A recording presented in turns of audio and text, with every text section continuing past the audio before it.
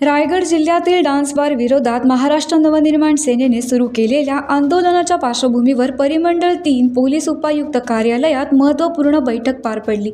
या बैठकीला पोलीस उपायुक्त परिमंडळ 3चे सहाय्यक पोलीस आयुक्त तसेच परिमंडळ 3 मधील सर्व पोलीस स्थानकांचे वरिष्ठ पोलीस निरीक्षक उपस्थित होते।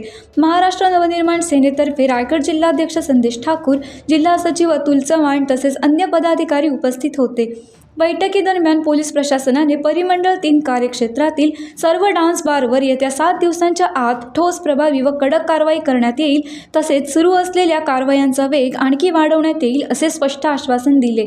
यावेळी पोलीस उपायुक्त यांनी राज्य शासनाकडून डान्स बार संदर्भात लवकरच लागू होणाऱ्या नवीन कायद्याबाबत माहिती दिली। या कायद्याच्या अंमलबजावणीनंतर डान्स बार चालविणे अत्यंत कठीण होईल व त्या कायद्यानुसार होणाऱ्या कारवाया अधिक कठोर असतील। त्यामुळे महाराष्ट्रातील ही अपसंस्कृती लवकरच संपुष्टात येईल असा विश्वास त्यांनी व्यक्त केला। तसेच नवीन कायदा लागू होईपर्यंत पोलीस प्रशासनाला सहकार्य करण्याचे आवाहनही त्यांनी केले। त्यानंतर डान्स बार बंद झाले नाही तर पुन्हा आंदोलनाचा इशारा मनसेने दिला आहे। नमस्कार, माझं नाव योगेश जनार्दन चिले। मी महाराष्ट्र नवनिर्माण सेनेचा पनवेल महानगर अध्यक्ष आहे।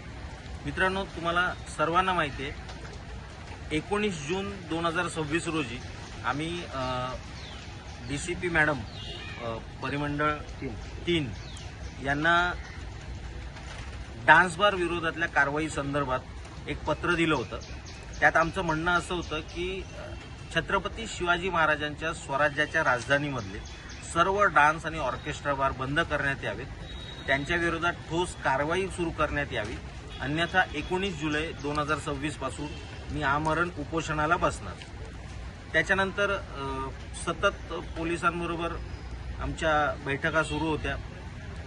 आज आमची DCP मॅडम, ACP साहेबांनी संबंधित सर्व पोलीस स्थानकांचे वरिष्ठ पोलीस निरीक्षक यांच्याबरोबर एक संयुक्त बैठक झाली। या बैठकीमध्ये मनसेचे जिल्हाध्यक्ष श्री संदेश ठाकूर उपस्थित होते, सोबत आमच्या महानगर अध्यक्ष स्वरूपाताई सुर्वे उपस्थित होते आणि इतर आमचे सहकारी सर्व उपस्थित होते। या बैठकीमध्ये DCP मॅडम यांनी त्यांची भूमिका मांडली। त्यांनी ज्या कारवाया गेल्या महिन्याभरामध्ये सुरू केलेल्या आहेत त्या कारवायांची पूर्ण यादी त्यांनी आम्हाला दिली, त्या कारवायांचं स्वरूप समजावून सांगितलं। आता जो कायदा नवीन पारित होतोय डान्स बार संदर्भातला, जो माननीय मुख्यमंत्री फडणवीस यांनी विधानसभेमध्ये मांडलाय, त्या कायद्याबद्दलची संपूर्ण माहिती दिली आणि त्यांनी एक अपेक्षा व्यक्त केली की जी इच्छा आमची आहे तीच इच्छा त्यांची आहे। आमची इच्छा डान्स बार बंद होणे ही आहे, त्यांची इच्छा तीच आहे। ते देखील या नवीन कायद्याची आतुरतेने वाट बघत आहेत। ज्या दिवशी हा कायदा पास होईल त्या दिवशी त्यांच्या म्हणण्याप्रमाणे महाराष्ट्रातले बरेच डान्स बार हे बंद करावे लागतील अशी परिस्थिती असेल। परंतु तोपर्यंत सुद्धा आम्ही गप्प बसणार नाही, आमच्या कारवाया सतत सुरू असतील।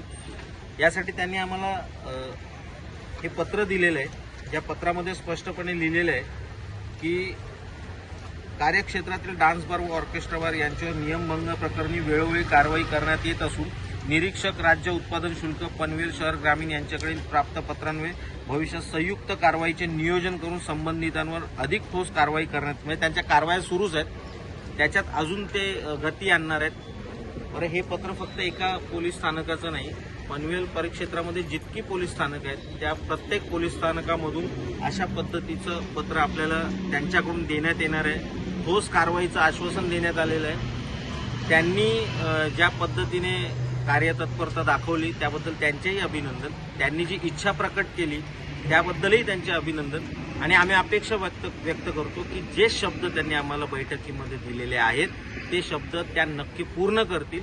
ते शब्द जर त्यांनी पूर्ण केले तर आम्ही सुद्धा त्यांचा सत्कार सर्वसामान्य नागरिकांच्या वतीने नक्की करू, हा आमचा सुद्धा शब्द आहे। जय हिंद, जय महाराष्ट्र। टाइम्स डिजिटलला लाईक करा, शेअर करा, सबस्क्राईब करा आणि बेल आयकॉन दाबायला विसरू नका। Times digital.